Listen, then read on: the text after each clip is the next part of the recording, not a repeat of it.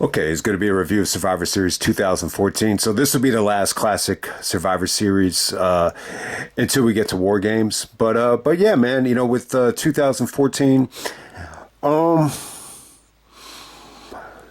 it was pretty damn cool. I think, you know, the highlight of this is by far, you know, this is Sting's debut in the WWE. I thought it was awesome, man. Just watching this last night, I was just like, man, this was so freaking cool. It just kind of makes you wish, you know, Sting had been, you know, a part of WWE a lot sooner. You definitely had those feelings there. And, you know, the Survivor Series match was pretty cool. You know, the main event, you know, you had Cena's team going up against the Authority. You know, it really kind of reminded me of, you know, the blow off to the Invasion, you know, with everybody, you know, potentially losing their job. And, you know, Stephanie is crying like a bitch, you know, in the main event here. So it kind of brought back memories of that. You know, that actually won a Slammy Award for best match of 2014. Yeah, I mean, kind of a weak year if that won the match of the year. My pick was actually Brock and Cena from SummerSlam. I just thought it was different. I actually loved that match. But, you know, good Survivor Series elimination match. I mean, you know, most people are going to disagree with this, but it's probably up there in terms of being the top 5, you know, elimination match. I know a lot of guys, including myself, you know, you love the ones from the late 80s, even going into 1990. I thought they just felt special. But, you know, in terms of, you know, them over delivering the way this did, you can't really say that. So this, you know, besides that, you know, the 2003 one with Austin's team and Bischoff's team, and, you know, maybe the, you know, the end of the Invasion one, the Alliance versus the WWF, you know, this might be up there as the best elimination match they might have ever done. But hey, man, we're going to go all the way back to November 23rd, 2014. This is from St. Louis, Missouri. They do about 12,000 in attendance. This is the first Survivor Series that was WWE Network, so I'm not going to get into the buy rate. Yeah, you know, it kind of felt like a lot was missing from the show. I think because, you know, the WWE Championship is not defended, which I'm not a big fan of. I always think the title should be defended at Survivor Series. So I'm a little bit upset that Cody and Kevin Owens going to be saved for Saturday night's main event. But, you know, it is what it is. And Brock is champion at this time, so Brock is not on the show. So I think that made Survivor Series feel a little bit less important. But I think they tried to make up for it. Plus, you got Randy Orton in his hometown, not on this show. So it felt like a lot was missing, but, you know, it still ended up being a fun show. It kind of felt like a one-match show, but I think I'm going to say this. I think this is the best Survivor Series that I'm reviewing all week, better than 2011, 12, 13. And I think 2014 takes the cake because the main event delivered, and I love Sting's return. Plus, you had some fun stuff in the beginning of the show as well. There were some things on the show that I was like, what the fuck? Like a lot of stuff like left me scratching my head, especially the AJ stuff. But hey, man, we're gonna jump right to the main event first. We're going to try to keep this as short as possible. This is definitely not going to go into the 40s like 2013. There's a lot of fun stuff to talk about in 2013, even though that main event did not deliver. But hey, man, this is Team Cena. You got John Cena out there teaming up with Dolph Ziggler. Ziggler stole the show. This might be the best night in Ziggler's career, the current TNA champion. So shout out to Ziggler. By the way, if you have time to watch it, if you have the money, Dolph Ziggler, Nick Nemeth is taking on Eddie Edwards in the main event of Turning Point tonight. But, you know, this is Survivor Series weekend. I'm sure that's going to get overshadowed. But you got Cena, Ziggler, Erick Rowan with that beautiful theme music. I actually like that theme. Man, that was a cool theme that he had at that time. And you got the Big Show and Ryback. Big Show turns heel once again tonight. You know, I think I'm losing count of how many heel turns at the time, but it's probably in the 60s. And then you get Team Authority. You got Triple H and Stephanie out there. You know, you also got a lot of other guys. You got Jamie Noble, Joey Mercury, and you got Lana out there as well as managers. So Team Authority is actually Seth Rollins. Seth is actually on the cover here, the poster. Awesome cover. I think, this is Seth Rollins' prime for me. Like, I think this is his athletic prime before the knee injury. You got Seth Rollins teaming up with the guy that injured him, Kane, Luke Harper, Mark Henry, and Rusev. So if you haven't seen the show yet, at the beginning of the show, there's like a 15-minute promo.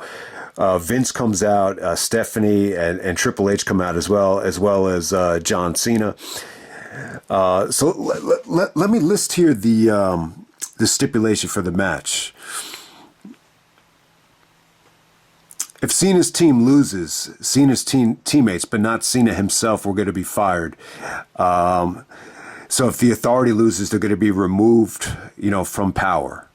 All right, so I'm going to spoil it right now. So Triple H was fired as COO, Kane was fired as Director of Operations, and Stephanie was fired as one of the principal owners of the WWE. So Vince comes out and kind of makes that stipulation.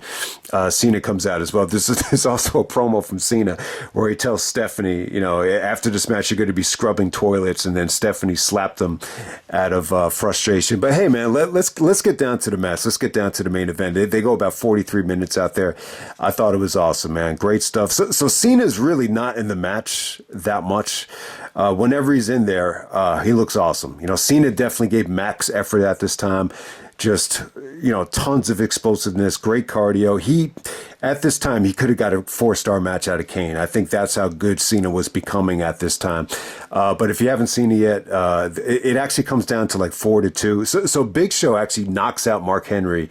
That's like the first thing that happens in the match. And Triple H just looks disgusted after that happens. But eventually, it comes down to Cena and Big Show up against the rest of the team. And, Big Show's a little bit upset. He's a little bit worried about losing his job. So he actually, punches Cena, shakes hands with Triple H. And so that's how Big Show kind of leaves the match. And that's how Cena gets, eliminated right there. So Dolph Ziggler's the only one left at that time.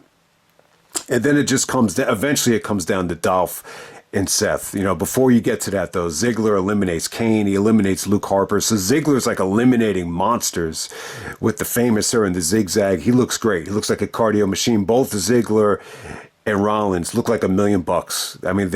This is one of the most athletic combinations ever. Not just in a Survivor Series main event, but in any WWE match ever. That's how good they look. I know some of their matches a little bit later on, the Iron Man match for the IC title, they definitely lost a little bit of luster by that time, but this clicked for me. This was great stuff. It did not feel like Ziggler was a Shawn Michaels wannabe. Ziggler actually got a great reaction out there. He actually got the women and the kids, chanting "Let's go Ziggler." It was unbelievable. This is by far the best night of his life. And like I said, man, Ziggler and Rollins, great stuff between them. Just so much great kickouts, so much great transitions. Rollins is kicking out of the Famouser, the zigzag. Rollins does the buckle bomb, hits him with the curb stomp. Ziggler kicks out. The reactions of Stephanie and Triple H are great, though. They came off great. Stephanie is selling the fact that she almost got a heart attack on one of the kickouts from Seth Rollins. So. Great stuff between these guys. But besides what I just talked about there, the highlight of the match was probably Rusev. Rusev actually defeated Ryback. So it's almost like Rusev took Ryback's spot, I think, after this match. Rusev definitely undefeated at the time. Lana looked like $1 million out there. She looked hot as hell. She looked hotter than Bridget Nielsen from Rocky IV. So Rusev is still a hot commodity at the time.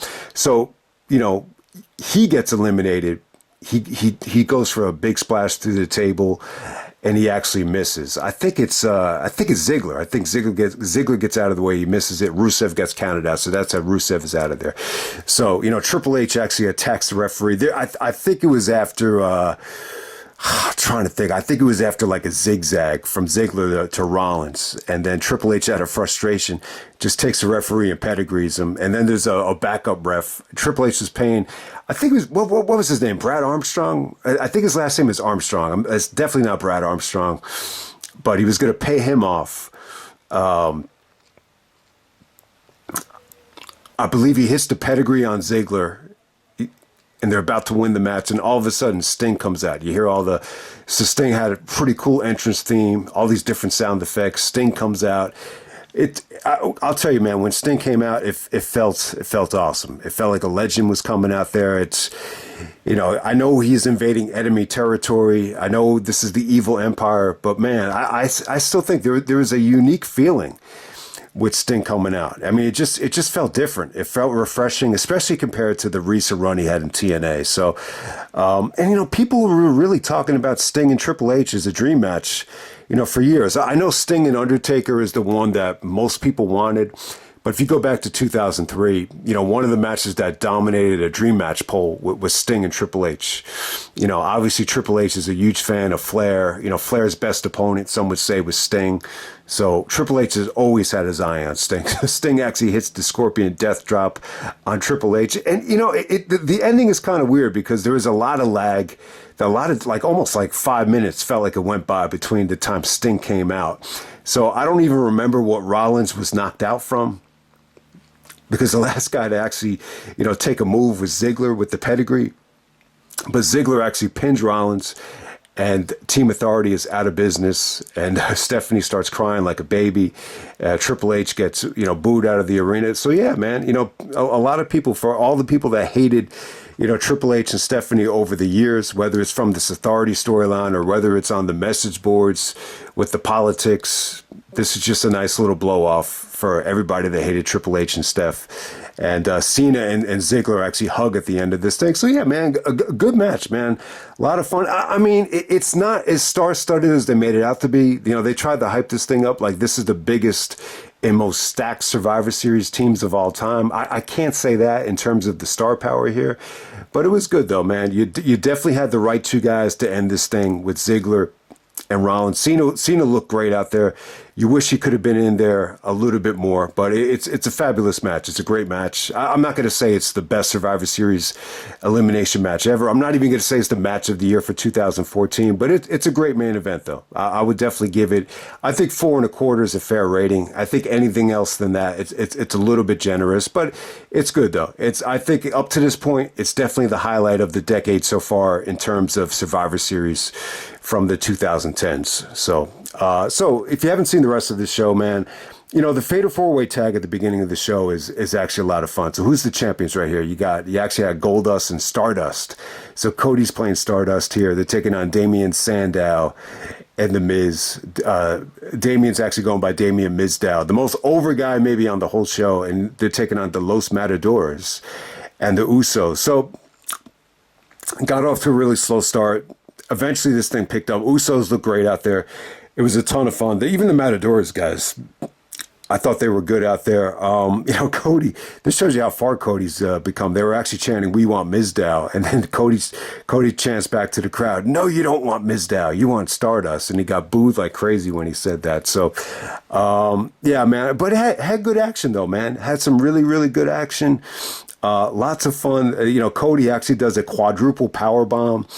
And, after that, there's a couple of other high spots, but this just ends with, Damien Mizdow making the blind tag to Miz and actually pinning whoever it was to win the tag team titles. And then Miz just looks stunned. And then Miz, when reality sinks in, Miz actually takes both belts and celebrates with it. And Mizdow's, reenacting whatever the Miz does. So it was pretty funny. Mizdow or Damien Sandow was so over, man, that they were actually chanting his name in the next match, which was the Divas match. All right, the Divas match once again. They didn't clutter the ring with as many girls, so they definitely narrowed this down. This time it's 4-on-4 Survivor Series elimination match, and you definitely had some moments here. You had a lot of strong links. You had some bad weak links. This probably features some of the weakest sequences of the year. Some of the Irish whips involving Summer Rae just looked, nasty. They just looked, not even ready for developmental yet. But at the same time, I think Naomi stole the show. Paige was really over. Paige was really fighting the odds at the end of this thing. And the fans were chanting, "We want Paige." So Paige looked hot at the time. 10 years ago, she was in great shape. I think eventually she was on the Total Divas show. So Natalya and Naomi, they definitely look good. Paige looked good. Some of the other girls, I just think it had some of the worst moments of the year, even though you had some good talent in there. And they actually went longer than the previous year's Survivor Series. All right. Bray Wyatt and Dean Ambrose. Good match right here, man. Really, really good stuff. The most negative thing I could say about the match is that this felt like an advertisement for TLC. It ends in a DQ. Bray basically baits Ambrose into using a chair, and he does do it. Bray actually wanted Ambrose to choose, teaming up together. Bray was saying, together we could rule the world, and it does make sense. If there's anyone more twisted than Bray Wyatt, it's probably Dean Ambrose or Jon Moxley, whoever you want to call him.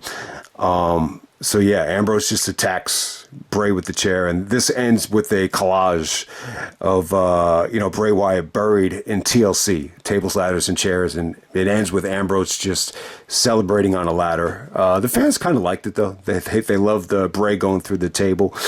But it was a good match though. I think these two guys had good chemistry. There were some beautiful transitions here.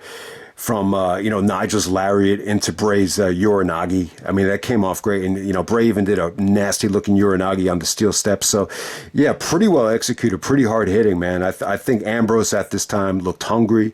He looked athletic, and it really is like one of his first biggest singles matches on pay-per-view. I mean, it really is. So I think him and Bray definitely clicked, but it had me really reminiscing, like with Jon Moxley right now in AEW. Like, it'd be really cool to see Bray Wyatt, go up against that version of Moxley, or the new version of Dean Ambrose, with this Death Rider stable, because fighting evil with evil, like it would really be something. And these two guys, it was a very interesting dynamic here, and this actually started with Bray. Interfering in Hell in a Cell. Like, I think he came up through the ring and he cost Ambrose to Hell in a Cell with Rollins. So that's how the feud kind of started. But yeah, Bray really, it felt like he had a lot of creative control here.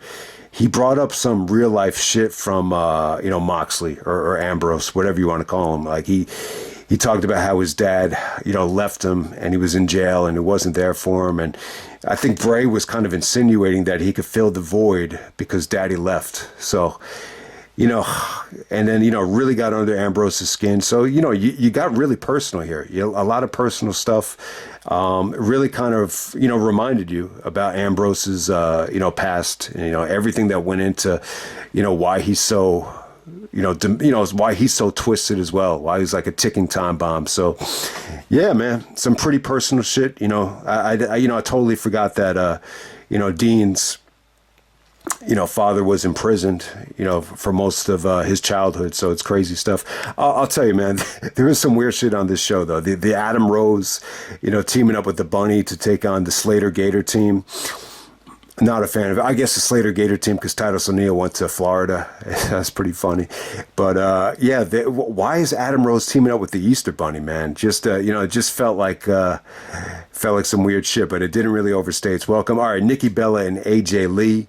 AJ loses the Divas Championship to Nikki Bella. So the Bellas actually do with AJ. It's actually Brie that kisses AJ, very similar to the way Daniel Bryan lost to Sheamus at WrestleMania. It's kind of a replica of that, only like a lesbian version of it with Brie, sucking it up and, doing the kiss right there. So really, really weird stuff, kind of felt like AJ was on the way out. AJ couldn't be happy with this. It just kind of felt like they wanted to, write her off of TV with that angle right there. But, hey, the Bellas get one up on AJ. But yeah, man, it really would have been cool to see AJ team up with Punk to take on Nikki and John, or maybe even Brie and Daniel Bryan. I think that would have been cool.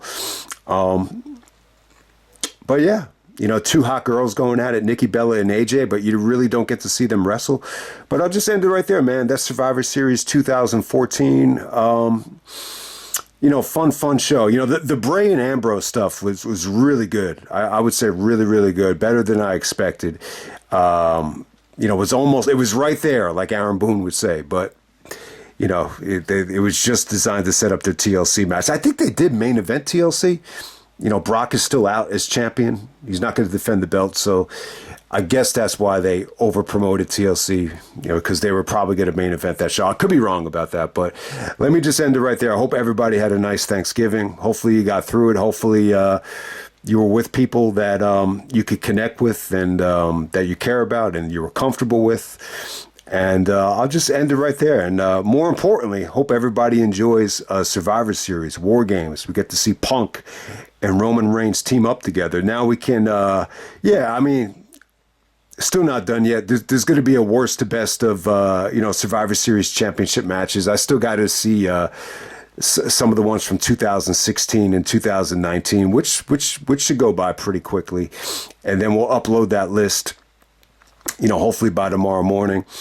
And then we could just enjoy War Games, and we'll see what happens there. I haven't seen really a lot of the build-up of War Games yet, but you do know Punk is going to be there with the Bloodline, so that should be really interesting. So hope everybody enjoys it, and I'm out.